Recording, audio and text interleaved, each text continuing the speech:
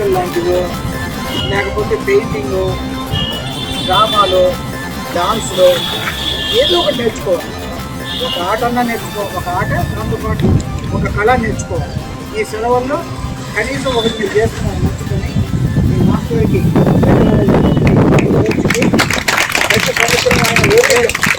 పిల్లల కోసం ఇలాంటి శిక్షణా తరగతులు పెట్టడం చీరాలకి మంచిది. పిల్లలందరికీ కూడా ఒక ఉపయోగకరమైనటువంటి విషయం ఇది.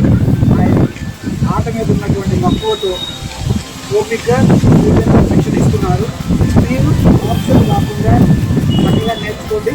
ఇప్పుడు చిన్న పిల్లడైనా సరే ఆడితే అందరికీ ఎంత సంతోషం కలిగింది, మనకు కూడా బాడీ ఫిట్నెస్ వస్తుంది. ఇది కాక పెద్ద అయ్యే కొద్ది నా అంత వయసు వచ్చినా కూడా ఎప్పుడైనా ఏదైనా అడిగితే ఏం నేర్చుకున్నారు మీరు చిన్నప్పుడు అంటే నేను ఫుట్బాల్ నేర్చుకున్నాను అని చెప్పి చెప్పచ్చు. ఎప్పుడో అప్పుడు చూపించాను. నేను ఇప్పుడు చిన్న పిల్లాడిగా ఉన్నప్పుడే ఫుట్బాల్ నేర్చుకున్నాను అని చెప్పి చెప్పడం ఎంతో గర్వకారణంగా ఉంది.